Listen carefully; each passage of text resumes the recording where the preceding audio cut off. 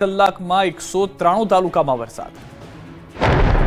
સતત ત્રીજા દિવસે જૂનાગઢના મેંદરડામાં ધોધમાર વરસાદ ખાબક્યો હતો. 13 ઇંચ વરસાદ ખાબક્યા બાદ 2 દિવસથી વરસાદનું જોર ઘટ્યું છે. શુક્રવારે પણ મેંદરડા શહેર અને આસપાસના ગામડાઓમાં સવારથી ઝાપટા પડ્યા. ઝીંઝુડા, નાજાપુર સહિતના ગામડાઓમાં વરસાદ પડતા હવે ખેડૂતને રડવાનો વારો આવ્યો છે. મગફળી, સોયાબીન સહિતના પાકને નુકસાન જવાની ભીતિ છે. આ દ્રશ્યો આણંદ શહેરના છે. ભારે બફારા બાદ આણંદમાં મેઘ સવારી આવી પહોંચી હતી. વીજળીના કડાકા ભડાકા સાથે વરસાદ વરસ્યો, જેથી રોડ પાણી થયા તો લોકોને ગરમીમાંથી રાહત મળી. રોડ પર પગ ડૂબી જાય એટલા પાણી ભરાયા. અરવલ્લીના ધનસુરામાં ગાજવીજ સાથે વરસાદ પડતા ધનસુરા પાણી થઈ ગયું. જવાહર બજાર સહિતના વિસ્તારમાં સ્થળ ત્યાં જળની સ્થિતિ સર્જાઈ. પાણી ભરાતા લોકો પરેશાન થયા તો નગરના ઐતિહાસિક અમૃત સરોવરમાં વરસાદી નીર જોવા મળ્યા.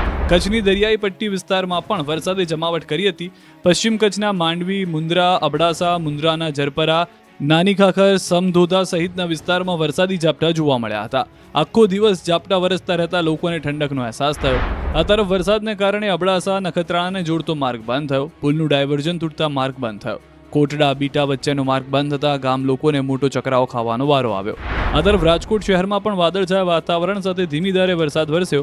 સવારથી ઝાપટા સ્વરૂપે વરસાદ પડ્યો. શહેરના અલગ અલગ વિસ્તારોમાં ઝાપટા સ્વરૂપે વરસાદ વરસતા શહેર માર્ગે પાણી જોવા મળ્યા. વાપીમાં વરસાદને કારણે થોડા સમયમાં જ રસ્તાઓ પાણી થઈ ગયા તો વાપીની સાથે વલસાડ, ધરમપુર, કપરાડા, પારડી અને ઉમરગામમાં તાલુકામાં પણ છૂટો છવાયો વરસાદ વરસ્યો હતો. ધોધમાર વરસાદની આગાહી વચ્ચે ગીર સોમનાથનો દરિયો ગાંડોતૂર બન્યો, જેથી વેરાવળ બંદર પર ફરી 3 નંબરનું સિગ્નલ લગાવાયું. દરિયાકાંઠે ભારે વરસાદ અને પવનની શક્યતાને ધ્યાને રાખી 3 નંબરનું સિગ્નલ લગાવાયું. હવામાન વિભાગે દરિયાકાંઠે 40 થી 50 કિલોમીટરની ઝડપે પવન ફૂંકાવાની આગાહી કરી. પવન દક્ષિણ પશ્ચિમથી પશ્ચિમ દિશામાં ફૂંકાશે અને દરિયામાં ઊંચા મોજા ઉછળવાની શક્યતા છે. આ તરફ ભાવનગરમાં પણ શુક્રવારે વરસાદે રમઝટ બોલાવી. અલંગ, ત્રાપજ, તણસા સહિતના પંથકમાં ધોધમાર વરસાદ પડ્યો. પવન સાથે વરસાદ પડતા રસ્તાઓ પર પાણી જોવા મળ્યું હતું. અનેક જગ્યાએ પાણી વહેતા થયા, જેથી ગરમી અને બફારામાંથી લોકોને રાહત મળી. તો વાપી નજીક અમદાવાદ મુંબઈ નેશનલ હાઈવે પર આજે ટ્રાફિક જામના દ્રશ્યો વરસાદના કારણે પણ સર્જાયા. ખરાબ હાઈવે અને ખાડાને કારણે અવારનવાર ટ્રાફિક જામ સર્જાય છે. જોકે આજે બગવાડાથી લઈ વાપી સુધી 4 કિલોમીટર લાંબો ટ્રાફિક જામ થઈ ગયો. હાઈવેની બંને તરફ વાહનોની લાંબી કતારો લાગી. હાઈવે જામના આકાશી દ્રશ્યો ડ્રોન કેમેરામાં કેદ થયા. આમ કલાકો સુધી હાઈવે જામ રહેતા અસંખ્ય વાહન ચાલકો આ જામમાં ફસાયા. ચોમાસાની શરૂઆતથી જ હાઈવેની ખરાબ હાલતને કારણે અવારનવાર ટ્રાફિક જામના દ્રશ્યો સર્જાય છે. જોકે આજે પણ ખાડાઓને કારણે હાઈવે જામ થઈ ગયો હતો. આથી કલાકો સુધી વાહન ચાલકોએ પરેશાનીનો સામનો ભર વરસાદમાં કરવો પડ્યો હતો. ભારે મેઘ ખાંગા થતા જામરાવલથી કલ્યાણપુરનો રોડ બેટમાં ફેરવાયો. જુઓ આકાશી નજારો. જામરાવલ અને કલ્યાણપુરમાં મેઘરાજા આવી ધબધબાટી બોલાવી છે. તે વરસાદે વિરામ લીધાને 2 દિવસ થઈ ગયા છે, છતાં જળબંબાકારની સ્થિતિ યથાવત છે.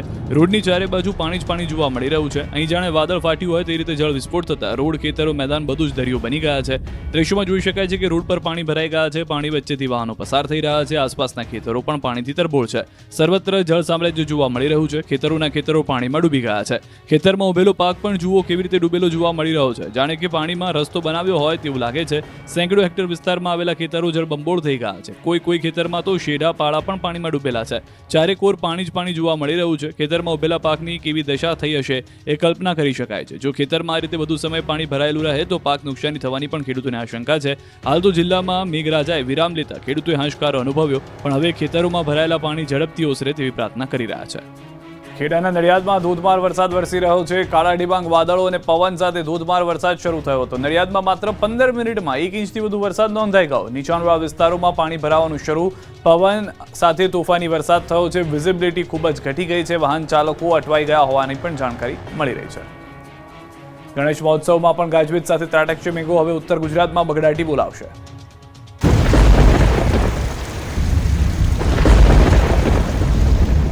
સૌરાષ્ટ્રમાં મેઘરાજાએ તોફાની બેટિંગ કર્યા બાદ હવે ઉત્તર ગુજરાતના લોકો મારફાડ વરસાદ માટે તૈયાર થઈ જજો. 3 આગાહીકારોએ ઉત્તર ગુજરાતને લઈને ખતરનાક વરસાદની આગાહી કરી. હવામાન વિભાગે આગાહી કરી છે કે રાજ્યમાં 48 કલાક ભારે વરસાદ પડશે, જેમાં સૌથી વધુ સૌરાષ્ટ્ર, કચ્છ અને ઉત્તર ગુજરાતમાં વરસાદ ખાબકશે. તો મધ્ય દક્ષિણ ગુજરાતમાં પણ પડી શકે છે ભારે વરસાદ. गुजरात रीजन में heavy to very heavy rainfall का वार्निंग ऑरेंज वार्निंग के साथ आइसोलेटेड प्लेसेस में दिया गया है. वो है साबरकांठा, आरावली और महासागर के लिए दिया गया है. और हेवी रेनफॉल का वार्निंग येलो वार्निंग के साथ दिया गया है बनसकांठा, पाटन, भैंसाना, गांधीनगर, खेड़ा, अहमदाबाद, पंचमहल, दाहोद, डांग, नवसारी, वलसाड, तापी, दमन और दादरा नगर हवेली के लिए दिया गया है. કલાકો બાદ 11માંથી 3 ગુમ ખલાસીઓના મૃતદેહ મળ્યા. 8ની શોધખોળ શરૂ.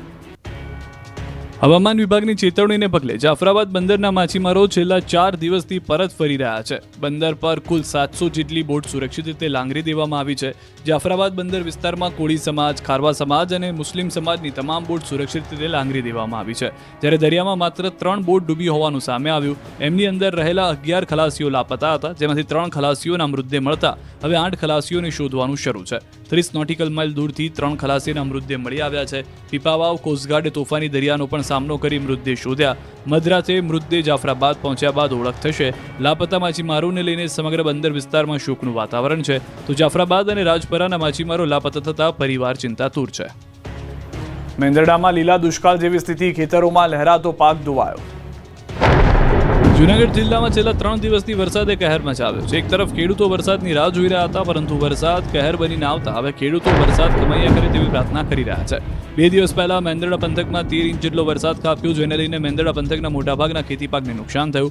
મગફળી, સોયાબીન, તુવેર સહિતના પાકને ભારે નુકસાન થયું. ભારે વરસાદના કારણે ખેડૂતોની સુરક્ષા દિવાલો પણ તૂટી ગઈ છે અને ખેતરોમાં રહેલો પાક સદંતર નિષ્ફળ ગયો છે, જેના કારણે વહેલી તકે સરકાર દ્વારા સર્વે શરૂ કરવાની સહાય ચૂકવવામાં આવે તેવી ખેડૂતો માંગ કરી રહ્યા છે. જિલ્લા પંચાયતના પ્રમુખે મેંદરડા તાલુકાના જુદા જુદા વિસ્તારોમાં ખેડૂતો સાથે મુલાકાત કરી હતી, સ્થિતિનો તાગ મેળવ્યો હતો, તેમજ જુદા જુદા વિસ્તારમાં થયેલા નુકસાન અંગે મુખ્યમંત્રી અને કૃષિ મંત્રીને પત્ર લખીને વહેલી તકે સર્વે શરૂ કરવાની રજૂઆત કરી છે. જે વિસ્તારોમાં ભારે વરસાદ થયો છે, જિલ્લાના ખેતીવાડી અધિકારીશ્રીઓને અમે સૂચના આપેલી છે કે ખેતી પાકોને જે કાંઈ નુકસાન થાય એની વિગતો તમે તાત્કાલિક રાજ્ય સરકારને મોકલો. જેની વિગતો આવ્યા બાદ એના ઉપર વિચારણા કર્યા પછી આગળની કાર્યવાહી હાથ ધરવામાં આવશે. જૂનાગઢના ખેડૂતો નારાજ છે તો વરસાદથી પોરબંદરના ખેડૂતો ખુશખુશાલ. એક તરફ ગેડ પંથકમાં આકાશી આફતથી કિસાનો રડી રહ્યા છે, બીજી તરફ પોરબંદર આસપાસના ગામડાના ખેડૂતોને મેઘરાજાએ રાજીના રેડ કરી દીધા છે. પોરબંદર જિલ્લામાં 19 અને 20 ઓગસ્ટે પડેલા ધોધમાર વરસાદથી ખેડૂતોમાં ખુશી ફેલાઈ છે. સારો વરસાદ ખરા સમયે વરસતા કુચડીના ખેડૂતોએ તેને કાચા સોના સમાન ગણાવ્યો છે. વરસાદની જરૂર હતી ત્યારે જ વરસાદ પડતા પાક માટે લાભદાયક સાબિત થશે. જો આગળ અનુકૂળ વરસાદ રહેશે તો પાકની ગુણવત્તા સારી રહેશે. ઉલ્લેખનીય છે કે પોરબંદર જિલ્લામાં 90%થી વધુ મગફળીનું વાવેતર કરવામાં આવ્યું છે. પાક લીલોછમ લહેરાતા હાલ તો ખેડૂતોની ચિંતા હળવી થઈ છે. ઉમરગામના ખતલવાડ ગામે પુલ તૂટી જતા લોકો નદીમાંથી જોખમી રીતે પસાર થવા મજબૂર. પાણી ભરાઈ જાય તો અમને બહુ તકલીફ પડે. ટુકડે આ રસ્તા પર 3 વર્ષથી સતત કામ થઈ રહ્યું છે અને તેની હાલાકી અહીંની જનતાને ભોગવવી પડી રહી છે. વલસાડ જિલ્લાના ઉમરગામમાં તાલુકાના ખતલવાડ ગામના લોકો પાકા રસ્તાની વાટ જોઈને બેઠા છે. ખતલવાડ ગામમાં માછીવાડ અને વારલી ફળિયા વચ્ચે પાકા રસ્તાના અભાવે લોકોએ જીવને જોખમમાં મૂકી પાણીમાંથી પસાર થવું પડે છે. આ ફળિયામાં રસ્તો બનાવવાનું કામ છેલ્લા 3 વર્ષથી અધૂરું છે. તૂટક રીતે કામ થતું હોવાથી રોડની સ્થિતિ ક્યારે સુધરી જ નથી અને આ વખતે પણ ચોમાસામાં પાણી ભરાઈ ગયા. અવરજવર કરવા આ એકમાત્ર રસ્તો હોવાથી ગ્રામજનો આ પાણી ભરેલા રસ્તા પરથી પસાર થતા જોવા મળ્યા. જોકે આવો જોખમી રસ્તો હોવા છતાં વાલીઓ પાણીમાંથી અને જાડી ઝાંખરામાંથી બાળકોને પસાર કરી શાળા સુધી પહોંચાડે છે અને ત્યારબાદ શાળા છૂટ્યા બાદ આવી જ રીતે પાણીમાંથી પસાર થઈ અને ઘર સુધી પહોંચે છે. જોકે આ મામલે સરપંચનું કહેવું છે કે આ રોડ પરના જમીન માલિકે સંમતિ આપતા રસ્તો અને નાળું બનાવવાની કામગીરી કરાશે. વાઘોડિયા અને નર્મદાપુરામાં સ્મશાને જવા માટે અધવચ્ચે આવતું નાળું જે છે તે ધોવાઈ ગયું. ડાઘુઓ ખેતરો ખૂંદવા મજબૂર.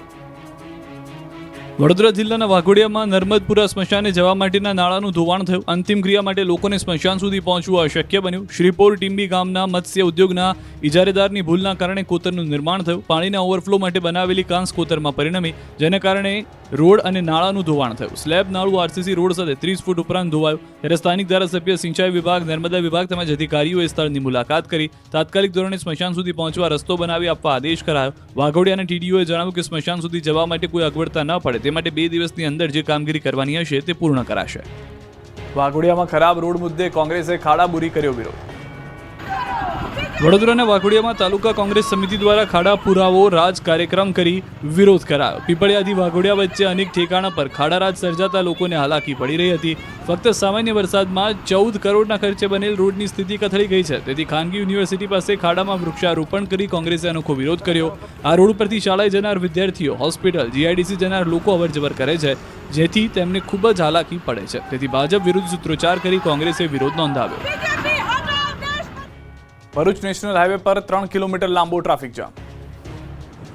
ભરૂચ નેશનલ હાઈવે સવારમાં ટ્રાફિક જામ થયો અને વાહન ચાલકો કલાકો સુધી ફસાઈ ગયા. ભરૂચ શહેર સહિત નેશનલ હાઈવે 48 પર ચક્કાજામના દ્રશ્યો જોવા મળ્યા. શહેરમાં ભારે વાહનો અને માલધારી વાહનોને કારણે જેને ભરૂચ સિટીની બહારથી ડાયવર્ટ કરવામાં આવ્યા છે તે પણ ભરૂચના સિટી વિસ્તારના મુખ્ય માર્ગ પર પસાર થતા નાના વાહનો તેમજ રાહદારીઓને ટ્રાફિક જામનો સામનો કરવો પડ્યો. તો બીજી તરફ નેશનલ હાઈવે નંબર 48 ખાતે વહેલી સવારથી ચક્કાજામના દ્રશ્યો જોવા મળ્યા. સવારથી જ કિલોમીટર સુધી લાંબી લાઈન જોવા મળી. કામ ધંધે નીકળેલા લોકો કલાકો સુધી એક જ જગ્યાએ ફસાયેલા રહ્યા. ટ્રાફિક ક્લિયર કરાવવા માટે કોઈ પણ પોલીસ ન હોવાથી લોકોમાં રોષ જોવા મળ્યો. 7th ડે સ્કૂલના વિદ્યાર્થીની હત્યાના પડઘા ગુજરાતભરમાં પડ્યા. ઉઠામણામાં નયનના મિત્રો પણ હિપકે ચડ્યા.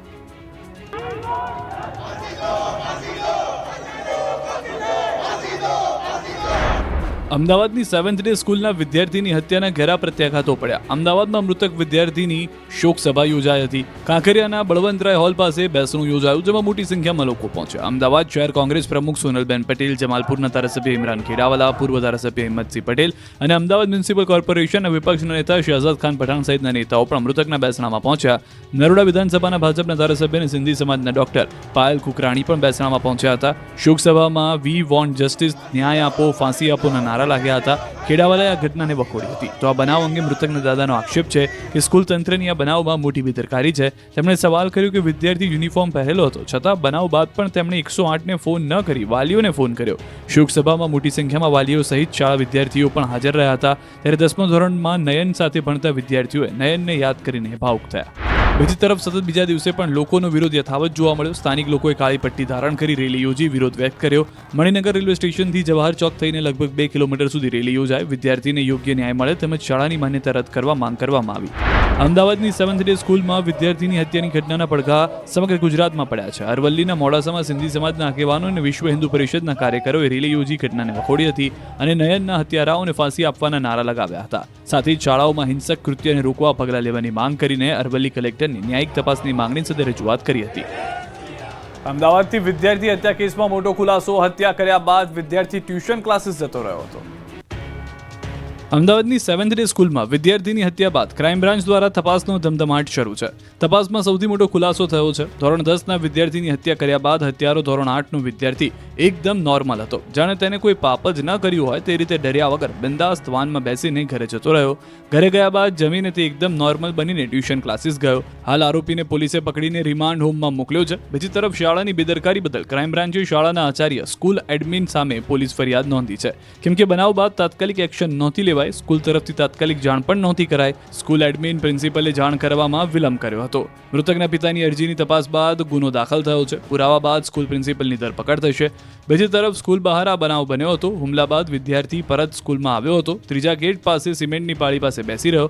ઘણા સમય સુધી ઘાયલ વિદ્યાર્થી ત્યાં બેસી રહ્યો. ત્યારે ચોકીદારનું ધ્યાન જતાં ચોકીદારે વિદ્યાર્થીને બનાવ અંગે પૂછ્યું. બાદમાં તુરંત ચોકીદારે ઉપર જાણ કરી હતી. આમ છતાં વિલંબ થયો તે ઘણો નુકસાનકારક રહ્યો હતો. વોટ ચોરી મામલે ગાંધીનગરને કોંગ્રેસે ગજવ્યું.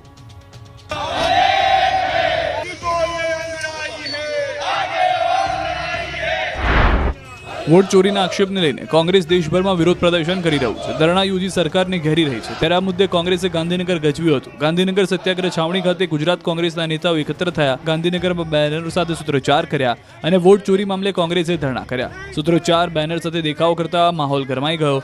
વોટ ચોરીનો મુદ્દો ઘર ઘર સુધી લઈ જવામાં આવશે તેવી ચીમકી આપી. આગામી સમયમાં વોટ ચોરી મુદ્દે કોંગ્રેસ વધુ આક્રમણ જોવા મળશે. ભાજપના એમએલએ જવાહર ચાવડા કંઈક નવા જૂની કરી શકે છે. આપના કાર્યક્રમમાં દેખાયા. સૌરાષ્ટ્રના રાજકારણમાં મોટી ઉલટફેરના એંધાણનો દાવો કરાઈ રહ્યો છે. જૂનાગઢના માળિયામાં ભાજપના જવાહર ચાવડાએ આમ આદમી પાર્ટીના નેતા પિયુષ પરમારની સભામાં હાજરી આપવાની તસવીરો વાયરલ થઈ. આ કાર્યક્રમમાં માળિયાહાટીના તાલુકાના અકાળા ગીર ખાતે આવેલા સુખધામ આશ્રમમાં યોજાયો હતો. ખુદ જવાહર ચાવડાએ તસવીરો શેર કરતા લખ્યું છે કે સામાજિક આગેવાનો સાથે શુભેચ્છા બેઠક કરી. દાવા પ્રમાણે અકાળા ઉપરાંત વિરડી ખાતેના આપના કાર્યક્રમમાં પણ ચાવડા હાજર રહ્યા હતા. પિયુષ પરમાર કોળી સમાજનું યુવા નેતા છે. માળિયાહાટીના તાલુકા પંચાયતમાં આપના સભ્ય છે. તેઓ 2022માં માંગરોળ બેઠક પરથી આમ આદમી પાર્ટીના ઉમેદવાર પણ રહી ચૂક્યા છે. વિસાવદર ચૂંટણીના પરિણામો બાદથી જવાહર ચાવડાને લઈને શરૂ થયેલી અટકળોને આ મુલાકાત બાદ વધુ વેગ મળ્યો છે. બાબરામાં આપના નેતા ધોળા દિવસે દારૂ પીતા રંગે હાથ પકડાયા. ધોળા દિવસે દુકાનમાં દારૂની બોટલ ખોલી અને જામ પર જામ છલકાવી નેતાજી થઈ ગયા ઠલ્લી. રંગે હાથ પકડાઈ ગયા બાદ દારૂ પીતો ન હોવાનો ડોળ કર્યો. અમરેલીના બાબરામાં કરિયાણા રોડ પર એક દુકાનમાં આમ આદમી પાર્ટીના શહેર પ્રમુખ કૌશિક ભરાડ અને અન્ય એક વ્યક્તિ દારૂની બોટલ ખોલી દારૂ ઢીંચી રહ્યા હતા. આ અંગેની જાણ થતાં જ બાબરા નગરપાલિકાના પ્રમુખ પ્રવીણ ખરખર અને ઉપપ્રમુખ અંકુશ જસાણીએ દુકાનમાં દારૂ પાર્ટી પર રેડ પાડી રંગમાં ભંગ પાડ્યો. અચાનક રેડ પાડતા દારૂ પીતા આપના નેતા ઊભા થઈ ગયા અને દુકાનની બહાર નીકળી દારૂ ન પીતો હોવાનો ડોળ કર્યો. ત્યાં સુધી બોલી ગયા કે ચાલો હું પોલીસ સ્ટેશન આવું. ત્યાં આમ આદમી પાર્ટીના શહેર પ્રમુખ કૌશિકભાઈ ભરાડ અને છન્નુ લાઠી વિધાનસભાના સહ ઇન્ચાર્જ આમ આદમી પાર્ટીના તેઓ મદિરાપાન કરી રહ્યા હતા.